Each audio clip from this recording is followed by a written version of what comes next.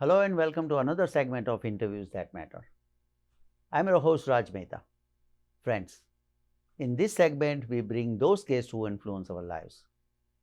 This includes elected officials, policymakers, heads of major organizations and other dignitaries. It is my sincere hope that the knowledge brought in by these guests will help our community.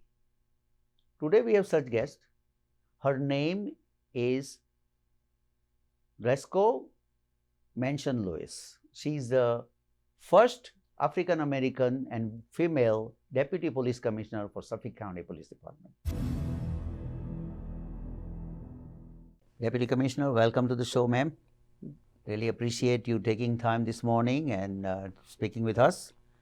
Thank you very much. I know you're a busy person, and nowadays it's not easy to get people like you on the show, but we are able to do that, so very happy for that. Thank you, my pleasure. Yeah, ma'am.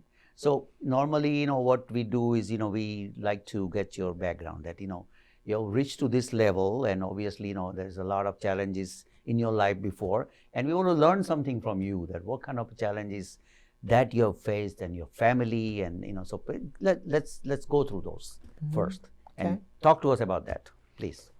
Okay, well, I grew up in Massachusetts. Okay. When I was young, I lived in apartment complexes in the city parts, Roxbury, Dorchester. When I was 5, my father passed away.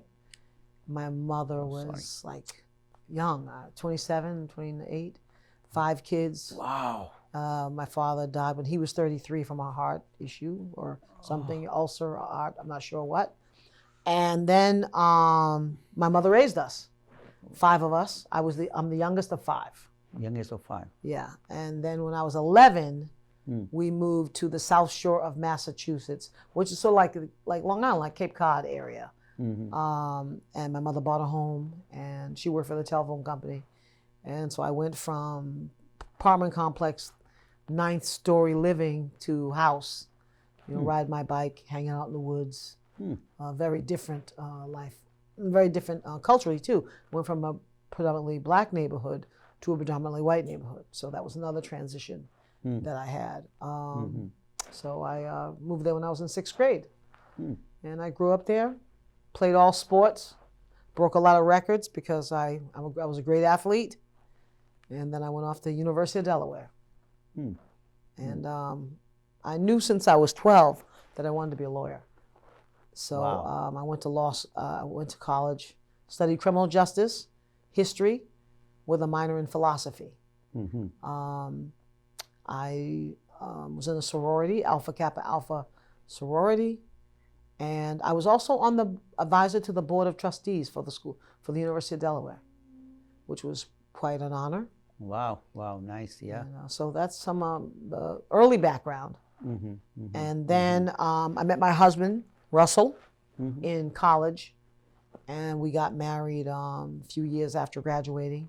I moved to New York, and we've been living here ever since, raising our 4 children. So you got married in 84? I got married in 84. 84, right? I had our first child at 85.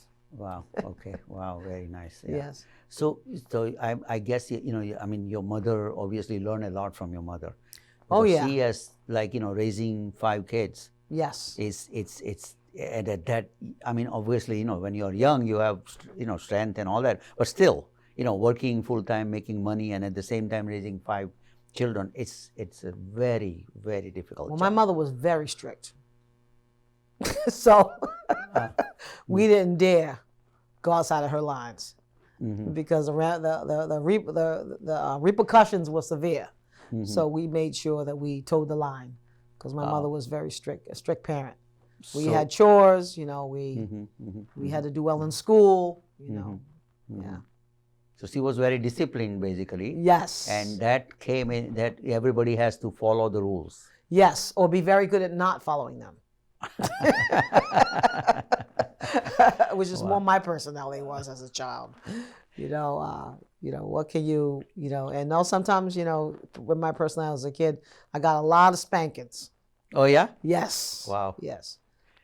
Because you were the youngest, you probably were favorite, I guess. No, Is I it? was not No? the favorite. Oh, you were not the favorite. I was not the favorite. I got more spankings than anybody, I think. Oh. Absolutely. Maybe she was tired by the time she got to me, but I was I'm one of I was a traveler, so 5 years old, I'm going places I shouldn't be. Oh. So you always like a brave person, I would say. Yeah, I think right? so. I was you like always to try new things and you're there. always meeting new people, going places.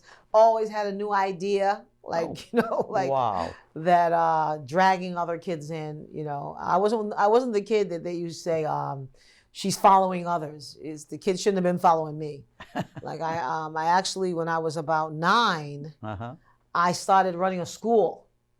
What? Yeah, when I was 9. Started running a school? Yep, in the apartment complex, I would go pick up all the 5-year-olds, and I in the apartment complex, you know how you have stairs, Yeah, and you can stick your feet through the step. Right. So those was my desks. Really? Yes, and I used to make them do their schoolwork on Saturdays, and then I put them in a line and I take them home.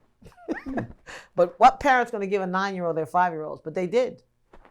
So they trusted you. Yeah, they did. I always thought that was very funny. So that means, you were a very bright student. Yeah, I was a pretty good student. Right? Yes, so that's the reason why, they trust you, and probably your mother also, well, it may be a result of more spanking.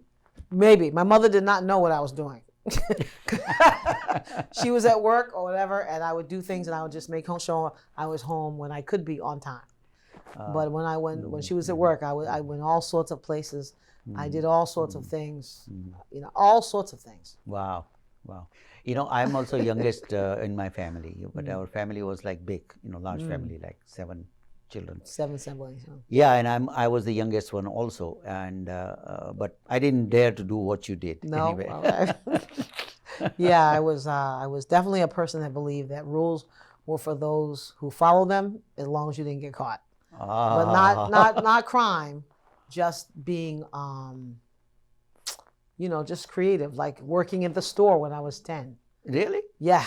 The guy gave me a job at the store and I would stock stuff and. Wow. Yeah, I did all sorts of that. I used to babysit other kids. Huh. And I was under 11 years old.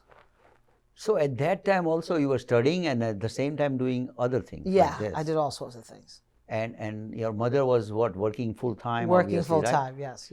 And then she had to come and cook and all that for 6 people. Yes. And also my sister cooked. My sister cooked. The older sister. No, my middle sister. It was interesting. My older sister was very bright, like a genius. Oh yeah? Yeah. She actually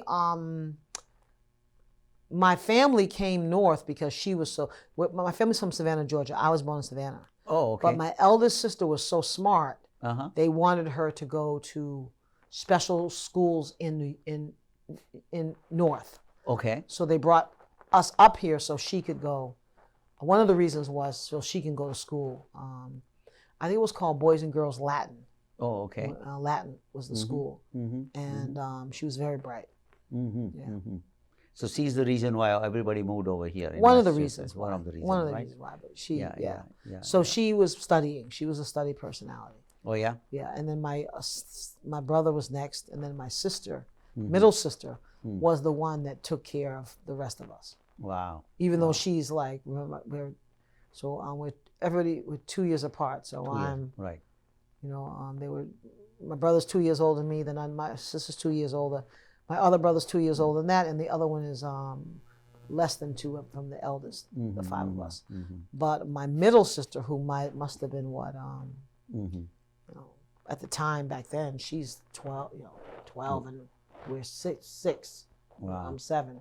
Wow. She was the responsible person. But back then, it was very different than today. Yeah. I think kids were more responsible, smarter. I shouldn't say that, but I think so.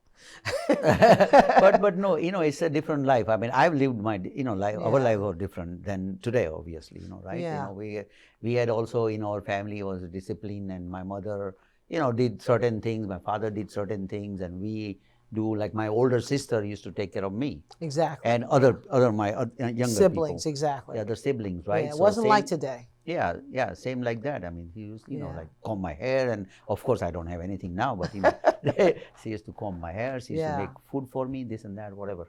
But my eldest did teach me. I remember she taught me French when I was like 5. Oh, so yeah? I still remember my numbers from when I was 5. Wow. Yeah, wow. so, good childhood, very good childhood. Wow. I had a lot of fun. But I mean, fun in in a very nice way, I would say, because Yes. you said you were more brave and you're trying to do different things. So Yes. that is more fun than living a normal life like what I did. Right. I mean, I had a very like nothing extraordinary, Right, right? It was like play and study and eat and that's it, something like And that. I did. I was always a traveler, so I would get on my bike and I would go to another town. Oh yeah, Yeah. by yourself, Yeah. and then come back, Yeah. and your mother would know or no? No. I think my mother would beat me today if she knew all the things I did. If she knew all the things I did, she'd beat me today. That's how I was very, very adventurous. Naughty. I like to say call it naughty. adventurous. I was just adventurous. That's a nice word. Yes, I was adventurous. I wanted to see other things and go different places and meet new people, and I always knew strangers, Right. adults and kids. I talked to all sorts of people. Mm-hmm. Yeah. The worst thing I ever did Yes. was apartment was on the 9th floor, and they had 2 doors, Mm-hmm. and I brought home a homeless man, and Oh, I used to feed him. wow. And then when my mother would come, whatever side she was on, I'd run him through and put him on the other side. So I did some dangerous stuff too. Wow. But I was just he was hungry and he needed stuff and I would feed him. Crazy. So you found him in the same apartment complex? or- Yeah, I don't know where I found him. That was who I was. I was just like, Wow. crazy kid. I was a crazy kid. No, but I mean, this is, you had a good heart at that Yes, I time. did. My mother of used to always tell me, take off those rose-colored glasses. course. Yeah, Yes, exactly. I mean, I did. who would do that otherwise? I know. I was crazy. Yeah, at that young age, I mean, nobody would even know how to do this. I to be don't honest know. with you. I just thought you're supposed to do these things to help people. I understand that, but at that time, at that young age, people would not know how to. You don't think so? At the age of 11, 12, I mean, it's Yeah, people under are, 11. Yeah, exactly, yeah. So Yeah. it's, how can you, I mean, how would you, people need something, but you don't, I don't know somehow. Maybe I'm, Yeah. You wouldn't think to go. I wouldn't think that Upon way. reflection, I guess you wouldn't think that, hey, bring him home. Well, you need something to eat? Exactly. Come, I'll feed you. like, Exactly. you know. That's what I'm saying to you. And remember, my mother's a single parent with 5 kids, so we did not have extra food to give away. Exactly. Yeah. Wow. We did not have extra food to be given Wow. away to people. Wow. I was Interesting. funny. I was a very funny kid. I laugh at myself sometimes. And you were good in sports also. Yes, very good in sports. Yeah. Yeah. You played all kind of sports. Yeah, I played basketball. I ran track. I had track records when I left high school. Even after I had my kids, I was 23 years old. I went back. I still had records. Wow. Nobody broke my records from when I was a kid. Yeah. Yeah. Wow. Yeah. So I did sports. I did. Mhm. Yeah. Love to read. So, like 4 older siblings. Yes. They are all, obviously they are well situated Yes, everywhere, right? They're yes. doing. What about your oldest sister? I mean, She went to, I forget the school, but it's like it's the girls' school to Harvard Mhm. back then, and I forget what it was called. Mhm. And then she went into the military, Oh. and she Okay. rose up to be nearly, I guess she was just under a general, whatever that is. Wow. And then she retired. Oh, And she. and she Okay. lives in Colorado. She lives in Colorado now. Yeah, and then my Wow. other sister became a teacher, Okay. and she lives in Texas, and then my eldest brother went into military, Mhm. and he's lived in Germany for 35, 40 years, and he has children and grandchildren now in Germany. In Germany. Yeah, Huh. his kids are Germans. Wow.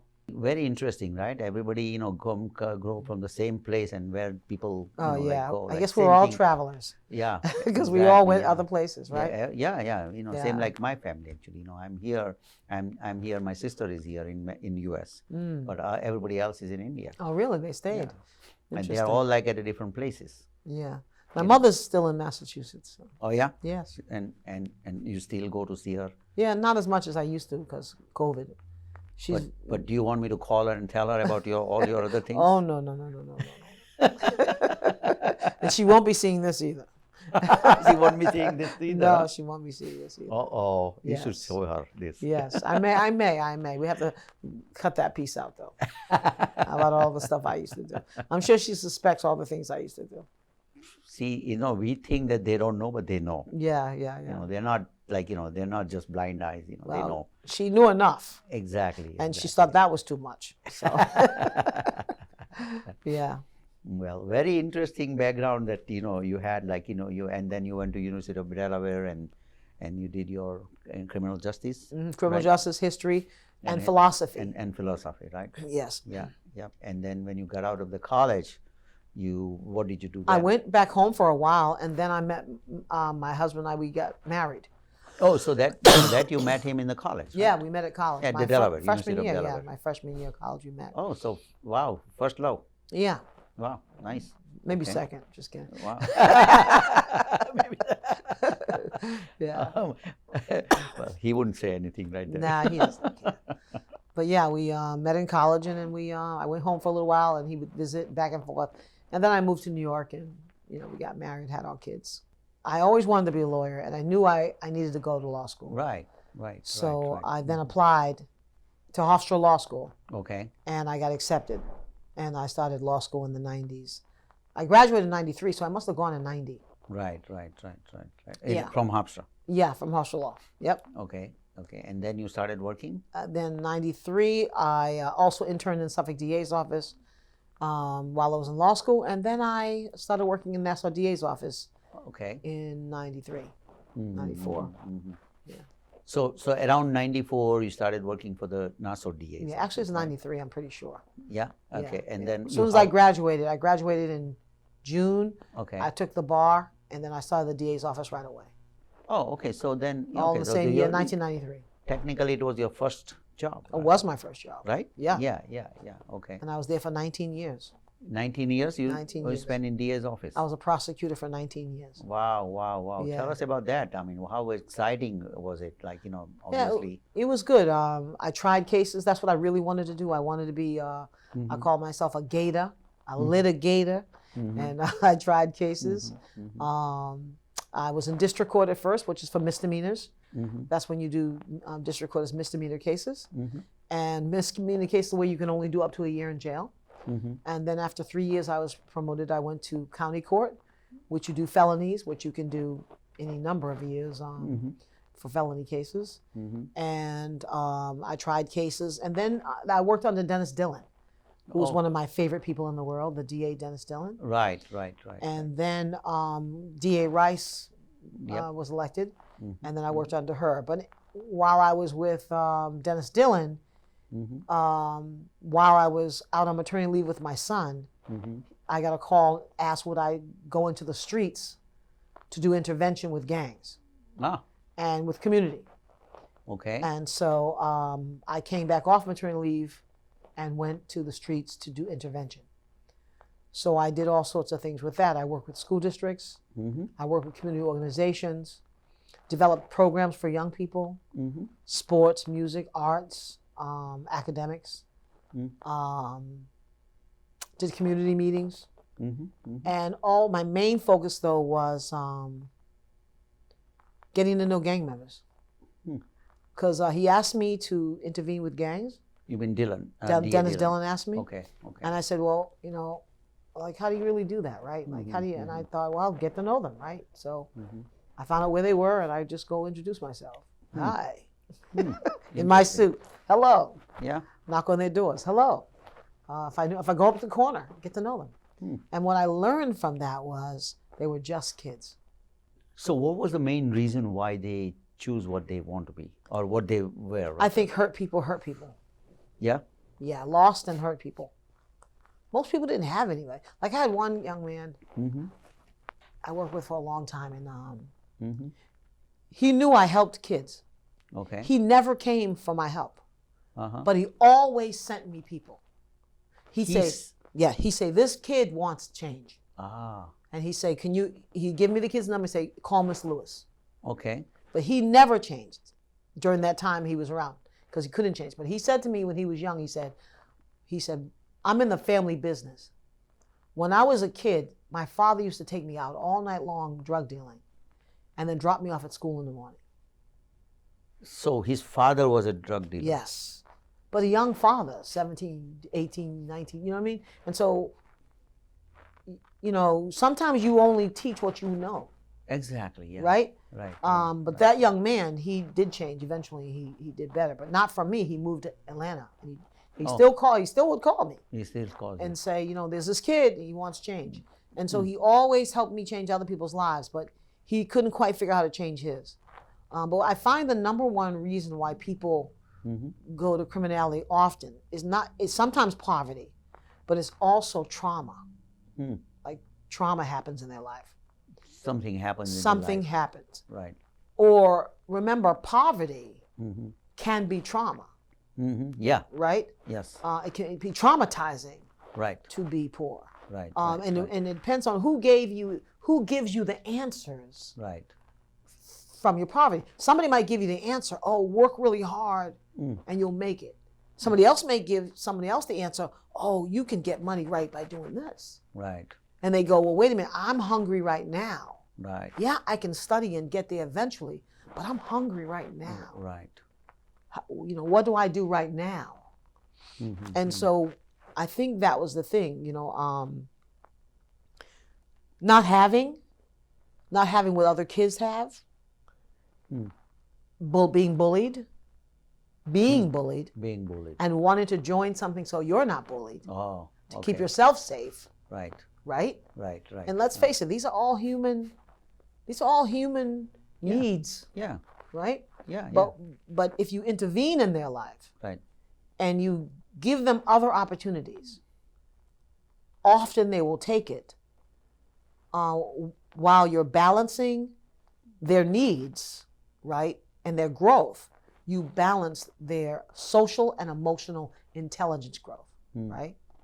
Because if you've been struggling all your life, you don't have the same emotional level, right, as others. So you have to help build up that emotional, social level for them, right, while you're building up the academic level, or the career, or the opportunity, right?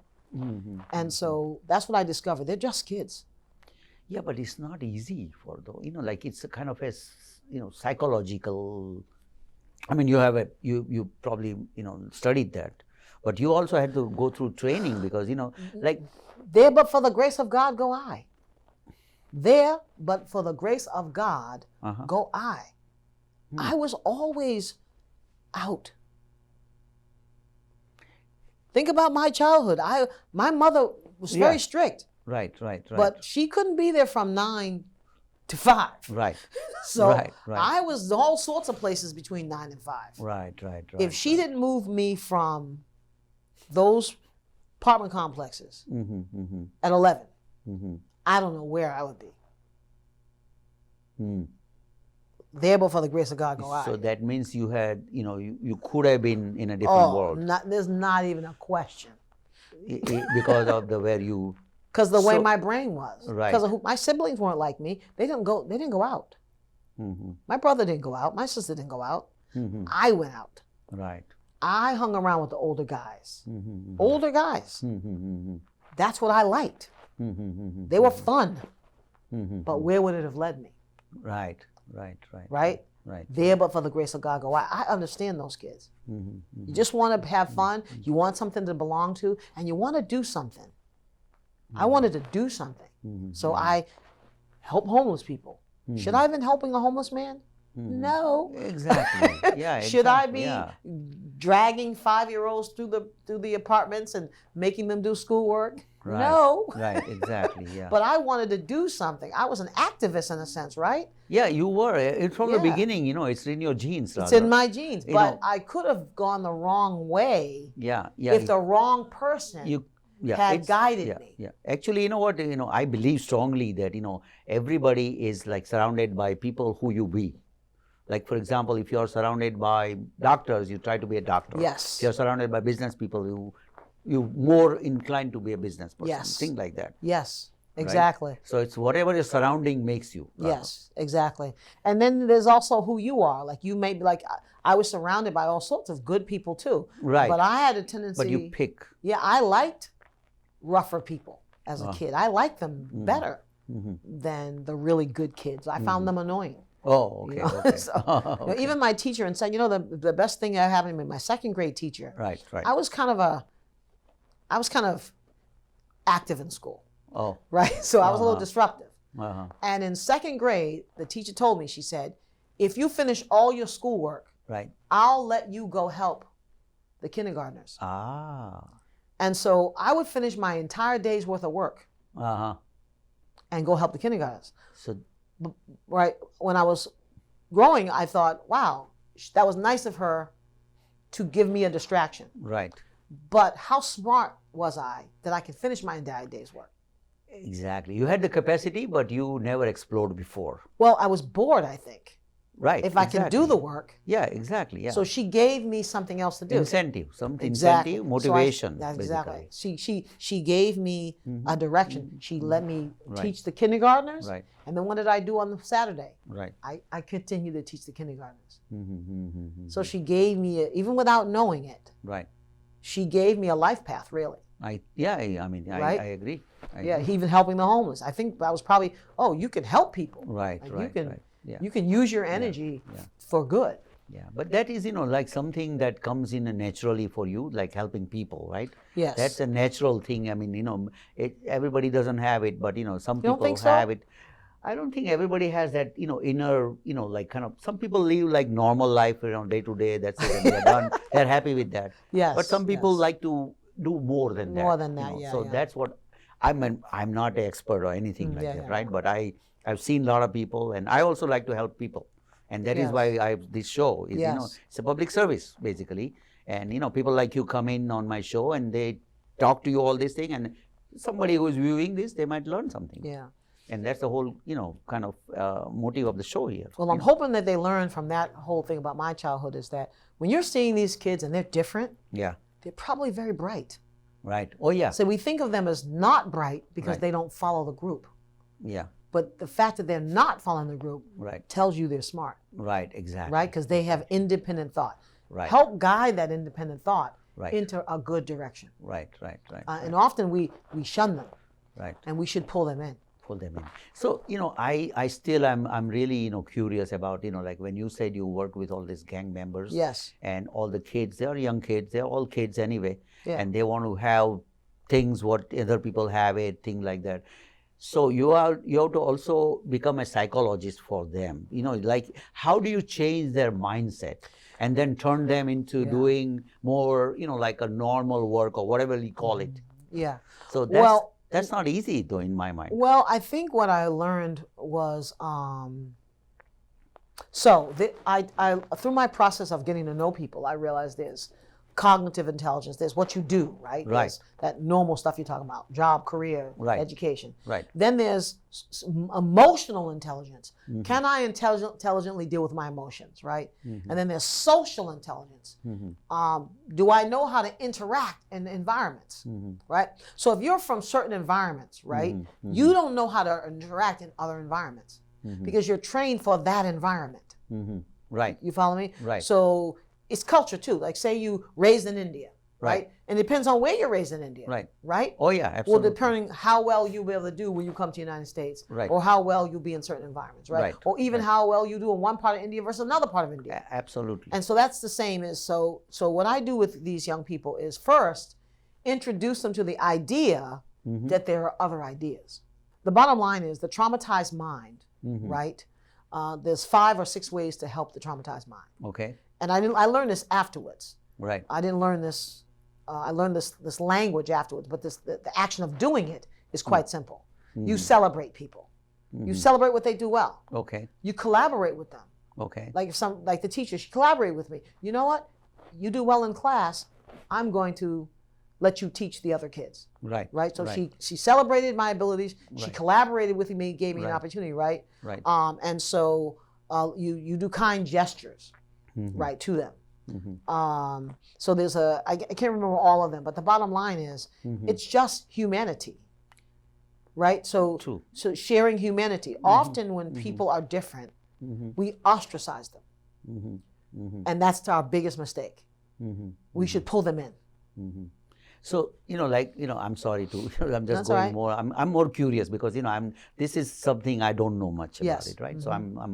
So when you mentioned that, the young kids were bullied and they don't want to get bullied, that's why they joined this Yes. group or whatever you Yes. call it, right? Yes. So when you talk to them and, how do you stop them not bullied? How do you manage that part of the thing? Well, there's two ways of doing it. Okay. Sometimes, depending on the group it was, sometimes I can get in the group. Okay. So, for instance, there was one group I worked with in Newcastle. It was a bunch of young boys. And so I had the school district, I asked them to set up a meeting with them. Okay. And I met with all of them. Actually, I'm going to bring you back a little further. Okay. When I managed apartment complexes in Brownsville, Right. we were having a problem with vandalism at the apartment complex. Okay. I was the manager. Oh, okay. And yes. we also had sprinklers, but the sprinklers were shut off because they shut them off. And so what I did when I heard about the vandalism, I said, well, do we know who's doing it? And the super told me, yes, it's these 6 or 7 boys. I said, okay, give me their names. I wrote those 6 or 7 boys a letter. Oh, letter. Okay. Yeah. I said, I hear you're leaders in the community. Okay. And I'd like to meet with you to discuss a problem we're having because maybe you can help me. Oh, wow. Okay. It's a different So approach. I had them come in, I met with them, and I said, we're having a problem with vandalism. I know your siblings and your mom want a nice place to live. Can you help me figure this out? Wow. And they said, well, one thing we want the sprinklers on. I said, okay, let me find out. So I called the super. I said, why don't we have the sprinklers on? He said, because they were have wet feet and walking through the buildings. Right. And it was dangerous. I said, so I talked to the boys. I met with the boys again. I said, okay, we can make a deal with you. I can get the sprinklers on, but you have to make a deal and make sure people don't walk through and wet up the floors. And you can help me with the vandalism to make sure your siblings have a nice place to live. They said, sure. Vandalism stopped. Wow. That's a very different approach. Well, it's the approach the teacher taught me in 2nd grade. Wow. Right? Yeah. Yeah. How do you collaborate with them? Right. And bring them in. Right. And make them a part. A lot of people feel they're not a part of society. Right. So they join this outcast group. Right. But what if you looked for the value of that outcast group and gave that outcast group a place to be a part of? Wow. Yeah, I mean, definitely it makes a difference because everything is here, right? It's a mindset basically. And here. And if you change, and here, right. But if you change the mindset, absolutely, then things can, you can do wonders. Anything. As a man thinketh, so shall he be. Exactly. So in the work I do, we have a motto. I have a group called the Council of Thought and Action. Okay. So all that work with young people develop into this group that I work with those previously incarcerated called the Council of Thought and Action. It's a police department initiative. Okay. And I did it when I was in Nassau DA's office also. Okay. And in COTA, C-O-T-A, what we do is we have a saying. Our thoughts become our actions. Okay. Our actions become our habits. Habits are what you do without thinking. Right. Our habits become our character, how others know us. And our character becomes our destiny. Wow. And so we work with your thoughts. And we have conversations about your thoughts. Right. And we infuse information about your thoughts. Right. A simple concept we use is just because you never had, and I use slang, just because you never had nobody doesn't mean you don't need nobody. Right. Sometimes when a person's never had anybody, what do they say? I don't need anybody. Yeah. Right? So you have to change that thought. Right. I don't need anyone. Because if I think I don't need anyone, right? Then I feel I'm alone. Right, exactly. And if I feel I'm alone, I feel disconnected. Right. And then I can do anything. Right. Because I have no commitment to anybody. Right. But if I bring you in. Right. And connect you. Right. And I'm not saying it works all the time. It doesn't work all the time. Right. But this is this is really good way of thinking like that. Like amazing. Yeah. And really it's kind of simple, isn't it? It is simple, but like somebody has to take an initiative and do things, right? Yeah, you got to do it. You got to bring people in. You got to do it, right? So, you got to bring people in. Because when you bring them in, you realize, God didn't make junk. Wow. Yeah, of course. Yeah. He didn't make junk. Yeah. And so you have to figure out what is the value of that person, right? Everybody's got value. Yep. And it's up to you to figure out You know, what value does this person have, and how can I help them? How can I help that that rough diamond, pearl, right? Emerald, ruby. Right. You know, what do we have? Right. We got something. Right. Oh yeah. It may not look like anything when you take it out the ground. Yes. Yes. Right. Yes, but when you give it what it needs, man, it can become brilliant. Right. Very interesting. So obviously, you know, with all this thing, I can assume that you are a spiritual person. Spiritual, yes, I think so. Right? Yes. I mean, that's how basically gives you strength, inner strength Yes, also, because yes. I mean, to me, you know, that gives you strength to work with all these other people. Yeah, I mean, I think it's what we're supposed to do, right? Right, yeah, yeah. We're not here just to make money. Yeah, well, yeah, money is secondary. Yeah, God didn't put us here yeah. to just take care of ourselves. Right. Right? Right. Agree. You know, people say they believe in God, but they don't do these things, and what do you really believe in? Right? Yep.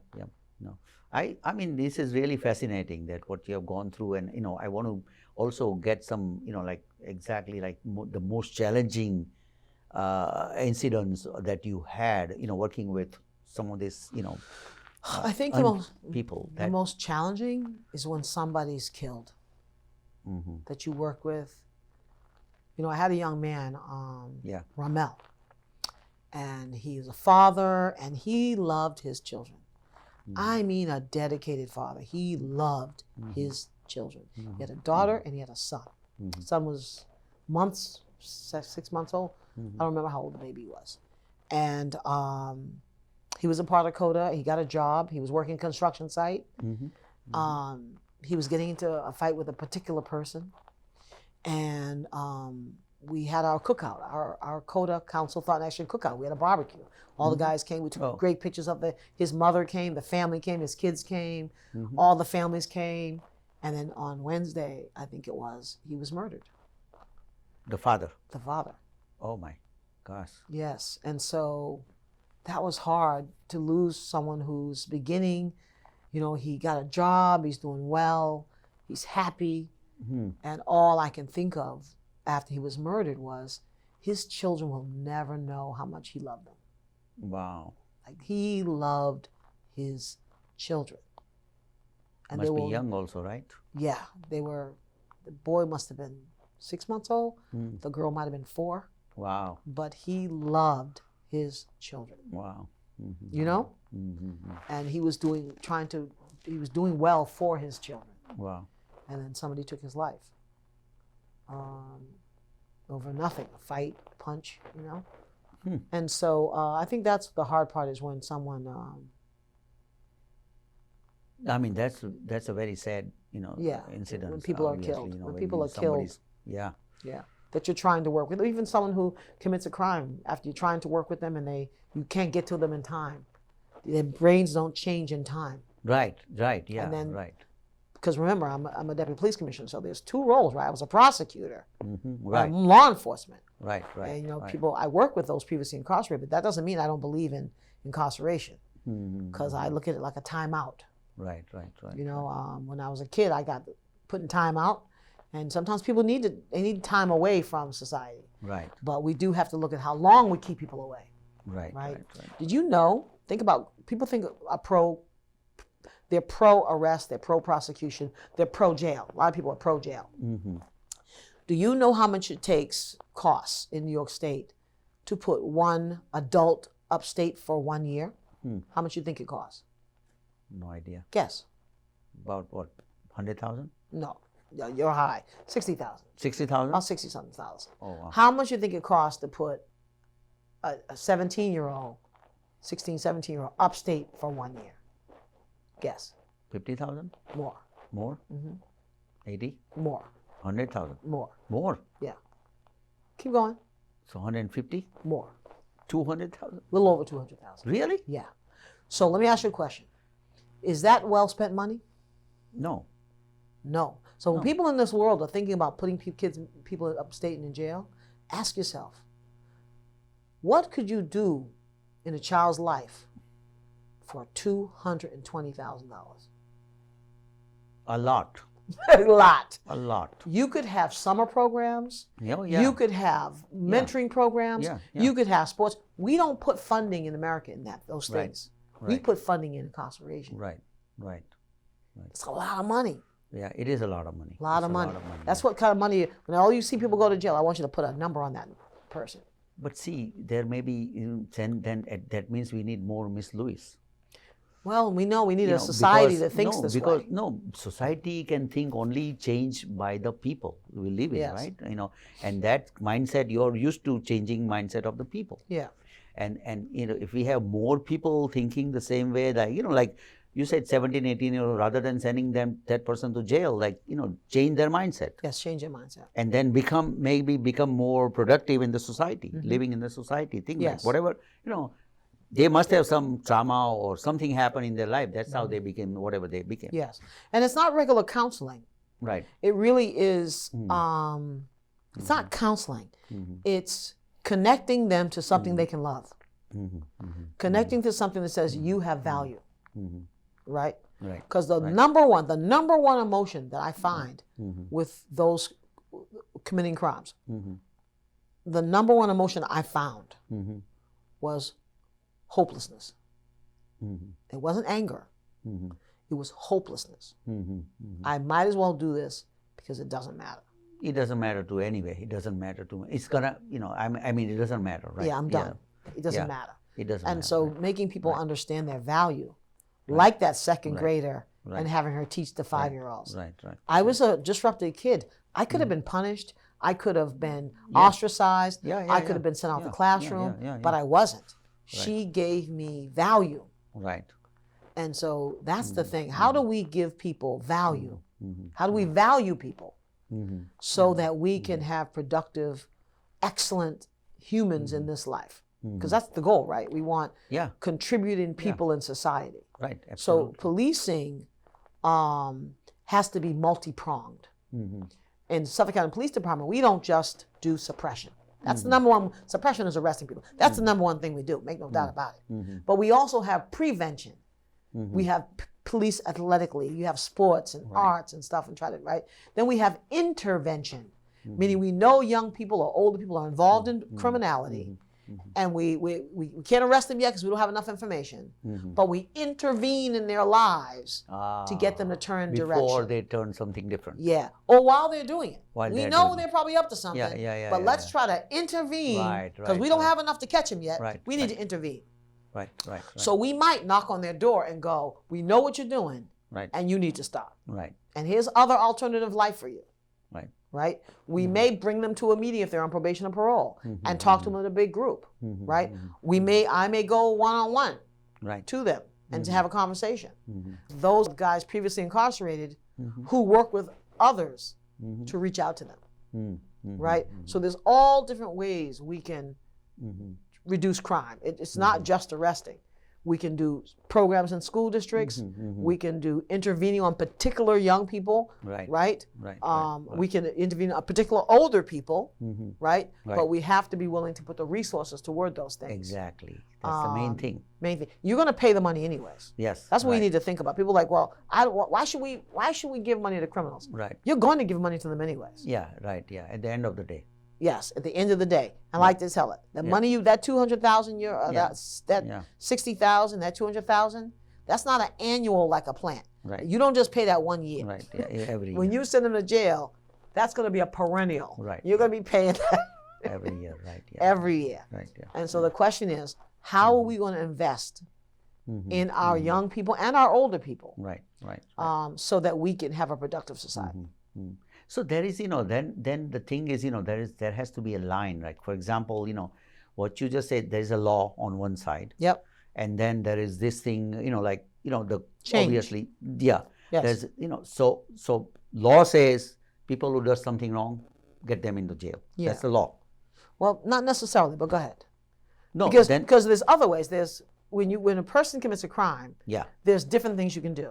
You can put them in jail. right. You can put them on probation or parole supervision, right? You can make them pay a fine, right? You can make them do community service. So there's all these levels that you can do with people for intervention. But that is decided by the judge.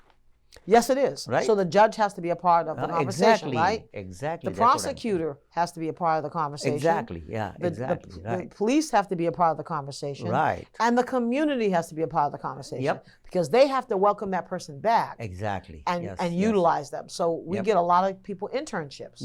Yes. We have a young man, just now who just graduated from, did his 9 years or whatever, and now he just graduated from the computer. Right. The programming engineering program, right? Right. Somebody's got to hire him though. Right. Right. So we have to say, what investment are we willing to put into society Right. to help these people transition? And then if you say, well, you committed a crime, we can't hire you, we're not hiring you, then what are you saying? If you're saying you committed a crime, you did your time, we're not hiring you, then what are we saying next? Do more crime. Right. That's it. Yeah. So I tell you, I understand what you're saying, right? Yes. But what I know from my business, like 34 years in business, right? So we do a lot of work with the public sector only, right? Mostly, Yes. Public sector. And everybody that we, whoever we work with, any agency we work with, or whoever people work for me who are going to be there representing us, everybody has to go through background check. Yes. And then, the problem here in this country, especially, I don't know, everywhere is same, probably similar rather. But what happens that once you have a stamp on you, nobody wants to hire you. Yeah. And that's a sad my part. guys- I mean, people have changed. A lot of people I have, we don't have problems getting people jobs. People are getting jobs. And I think that people are changing that idea.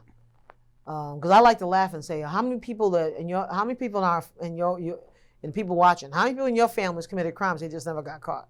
Right. So you've got criminals working for you right now, but they didn't get punished. Right. Right? They did crime, Right. but they did not get punished. Right.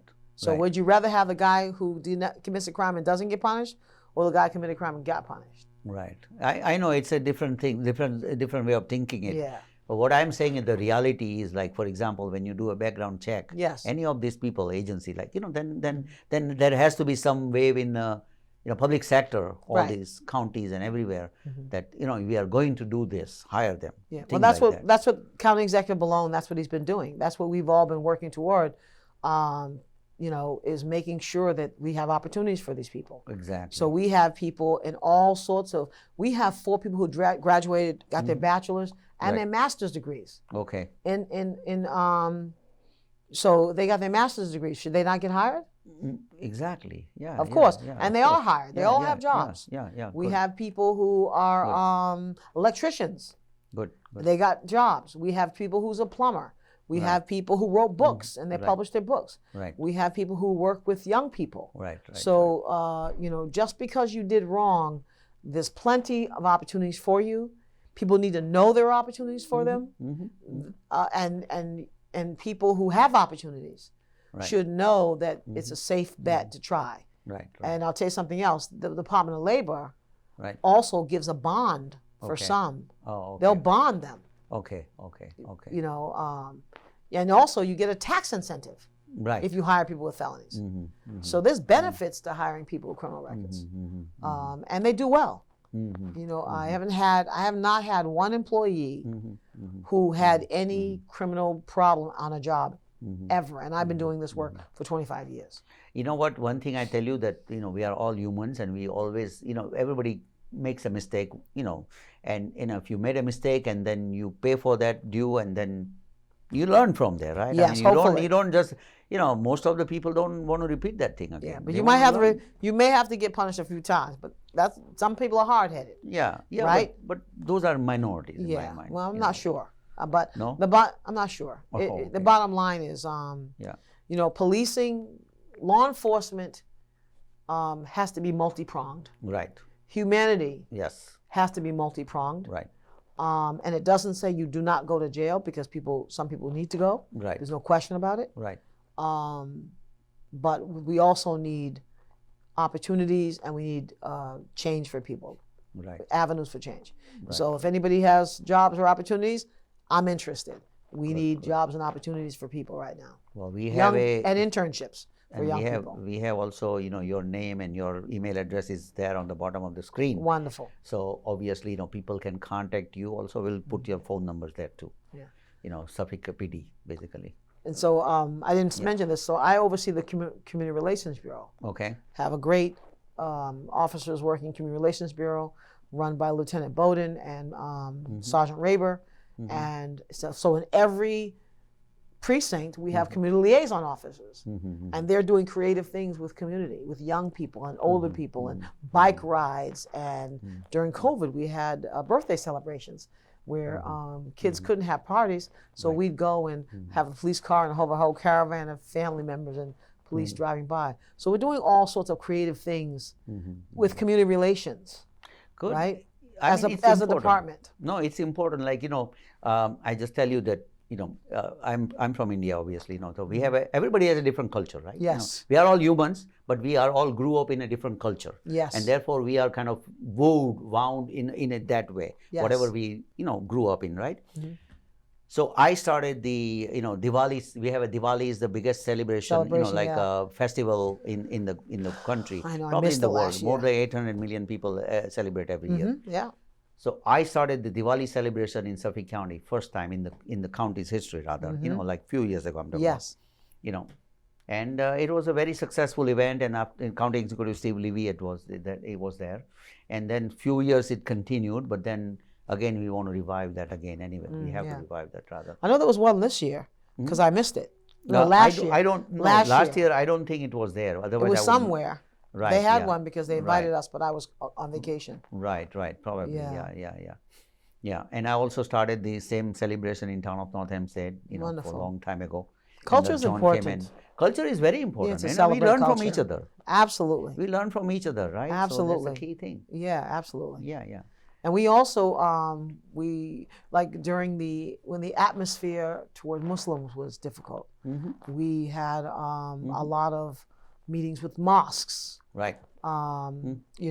Because we worried that what happened in I think it was Australia, where the mass shooting at the mosque. Right. We wanted to make sure we trained the mosque and the churches and the synagogues to protect yourself. Right. Safety in the sanctuary. Right. So, Chief Cameron, he works with that to train, different schools and also mosques and stuff. So there's all sorts of things where we're mixing cultures. But we also had just general conversations about the hurt of being seen a certain way when you have nothing to do with that. Right. Being Muslim and being sudden the winds changed. And it was one thing I noticed, it was very hurtful. Yeah. And so having that, not just having a dialogue about let's make it safe. Right. But I want to have a dialogue about, I understand that hurts you. Right. As a community, that hurts. Right. I know. Right. And I'm sorry, and we're sorry that that's happening to you. So we need to have those social emotional dialogues of healing, right? I agree with you. I mean, that's great. It's important. Yes. And you know what?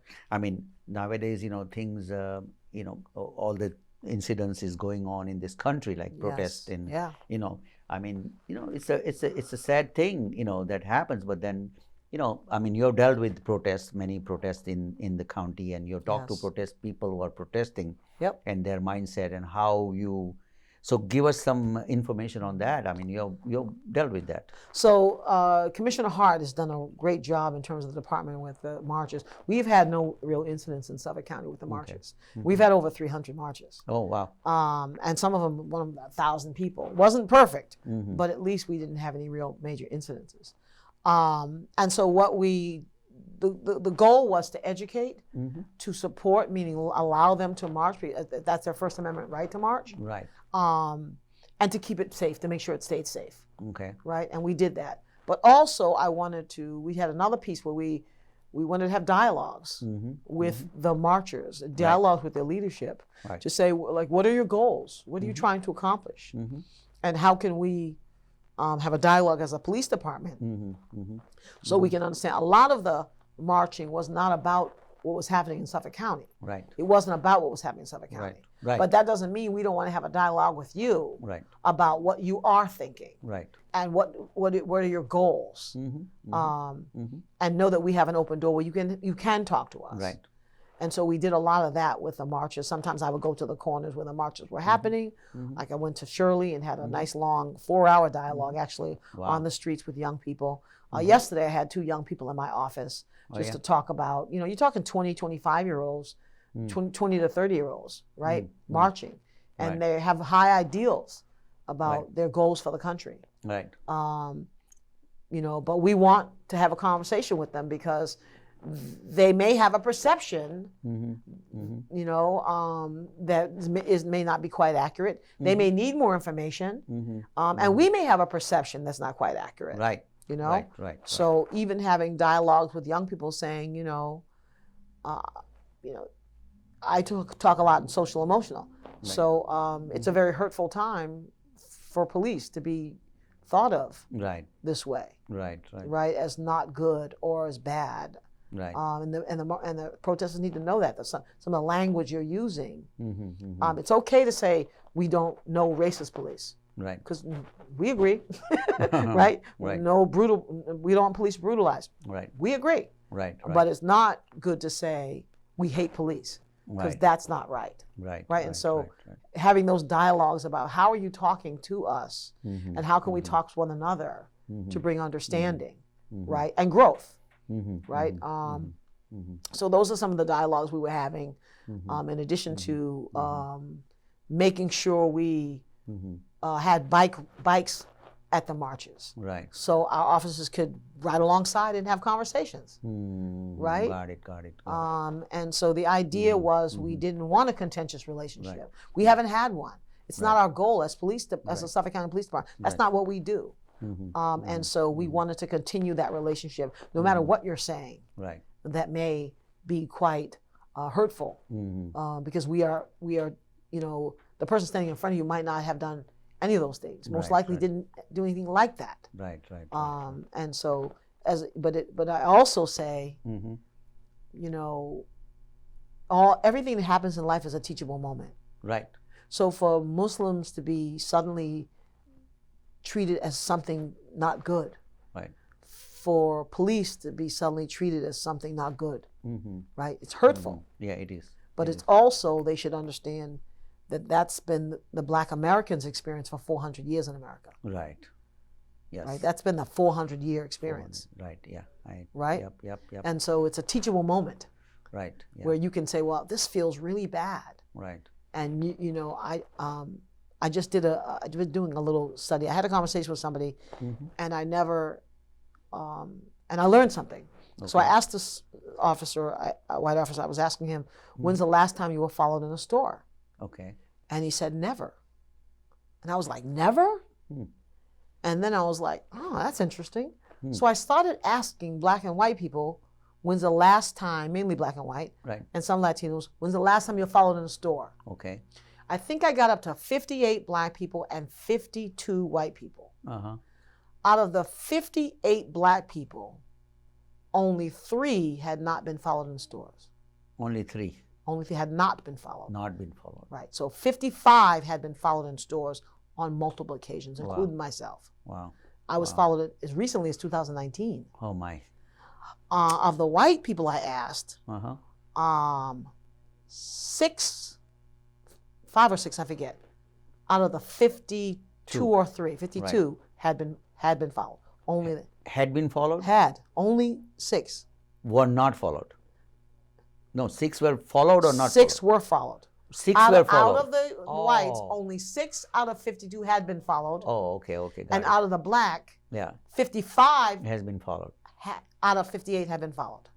That is a difference in life experience. Me, a year ago, 2019, I was followed in a store. Wow. I'm a deputy police commissioner. Wow. And so, who knows that? You didn't know that, right? No, I didn't know. What I didn't know is I thought everybody got followed in a store because I've been followed so many times I thought it was normal. Until I had that dialogue, I didn't know. You been followed in a store? Whether you've been, I've been followed multiple times. Have you been followed in the store multiple times? Wow. Have you been followed multiple times? I don't even know. Well, see, that's the answer people I give. never noticed. That's what people think. I never noticed. Have you ever been someplace where you were stared at and you felt people looking at you? That happens. Right. See, because our bodies have an internal safety mechanism that when we're being followed or looked at, we feel it. Right. So if you were followed in a store, you'd know it. Right. Right. Because other times this happened and you knew it. Right. Right. You see? Right. So you know because you feel this feeling. You're like, I don't know what that is. It's behind you. You don't know why you feel it sort of on your neck. Right. And you haven't had it because it hasn't been your experience. I don't even know. Yeah. I mean, but you know that you have been stared. Right. That I know. Right. And so that and you didn't see them staring. You felt it. Right. Yeah. And so what I'm saying to you is it's the same when you're followed. Right. You don't see it first. You just feel something. Right. Yeah. And then you look around to see what you're feeling. Right. Right. It's the same experience. Got it. And so so these are the differences in cultures, right? All the things we're going through in America and what's happening in America, but it really is an opportunity for understanding. So education is the key, really. Yeah, and being open to a conversation. Open to a conversation. Yeah. Education is the key, really. Right. People are okay. Like people who are protesters. I mean, how long you will be protesting unless you make a change to it, right? How do you make a change?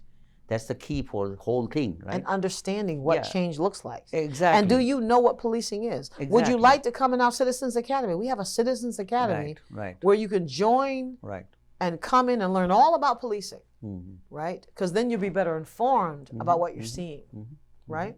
Right. You know what? One thing I feel it very strongly that, we definitely need a police department.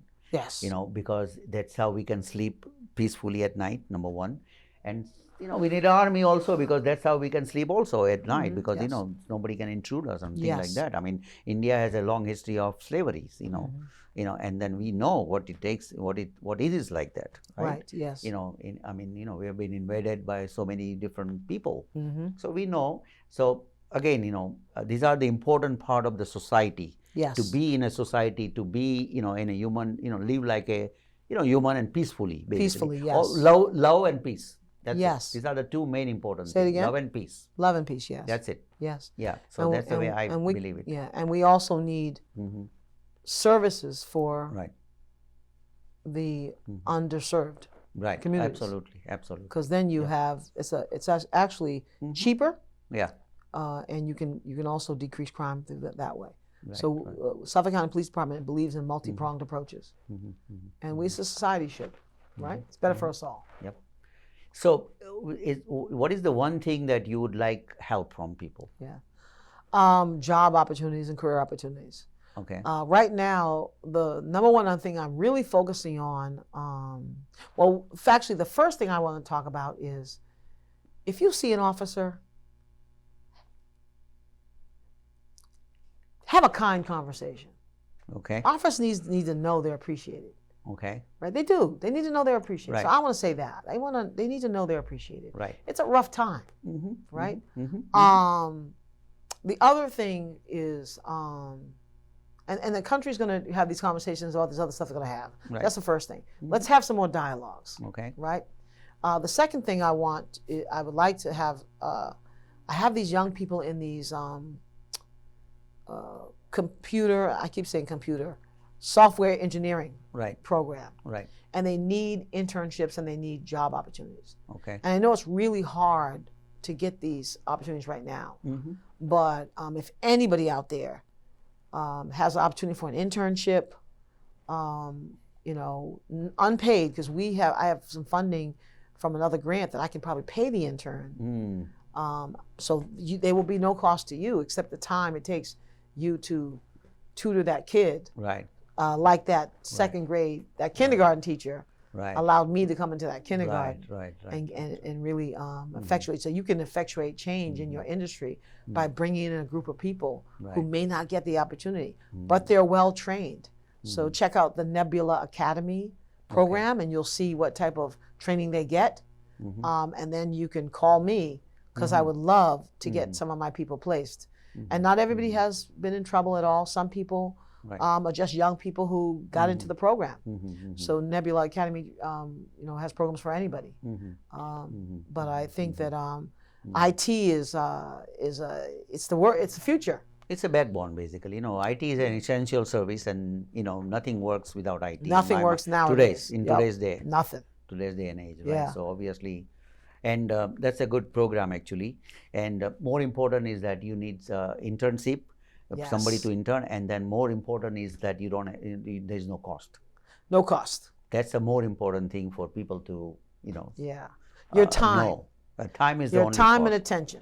Yeah, that's the only cost. And basically. that would be wonderful. I would be so excited if we get any calls to help us place some of these young people in these opportunities. Definitely. And this program is going to continue, I believe, right? Yes. We just graduated one young man. Okay. He's not that young. He's in the 30s Right. or late 30s. We have one guy, and we have 2 people in the next class, and then 4 more people coming out. So there's going to be about 8 people to 9 people, 10 people total. That we're gonna need to place somehow. Got it. Or if you have entry-level jobs, contact me because I'd like to learn. If they have what it takes to get those entry-level jobs, and if not, what do we need to do to make them get those skills? Right. Well, it was really amazing conversation with you, Ms. Lewis. Deputy Police Commissioner. I really appreciate it. A lot of things I learned from this program, and obviously you hear things, and but obviously all you do is watch TV and turn it off. That's it. It ends right there. But when people like you doing more than that, and that really gives an encouragement to a lot of people to do more than what you do normally. So I really appreciate your time. If you have a last word for the viewers, anything that you want to say. Well, your Suffolk County Police Department is here for you, to serve you, to protect you, and we're listening. We're listening to all communities' needs and trying to meet those needs. So that's the first thing. The second thing I want to offer to you, sir, thank you so much for having me. But also, if you want me to bring in some guys, some of my guys who were in criminal life and they changed their lives, just so you can learn more about that transition. I would like to do that. I would love to do that for you. No, I would like to do that because, it's really, I am a person who like to help, right? So, I help a lot of people, whatever I can, obviously. And I like to learn, how those people change their lives and what is their, what was that before, what is now, things like that. Yeah, and I think your viewers might find it interesting. Yeah, I think it'll be great. And I would bring in some educated master's degrees or some people who are just working other jobs. Whatever you think is best, we can talk about it. Okay, I would definitely take the opportunity. Peek into another world. Yeah. No, I think it's great. Actually, it's a great thing. I appreciate it very much. Oh, my pleasure. Thank you so much for having me. Thank you so much for here today. If you have any questions, comments, you can email me at rajmitv@gmail.com. That's again rajmitv@gmail.com. You can watch our prior shows on YouTube at youtube.com/rajmehta33. That's youtube.com/rajmehta33. Until next time, have a great week. Thank you.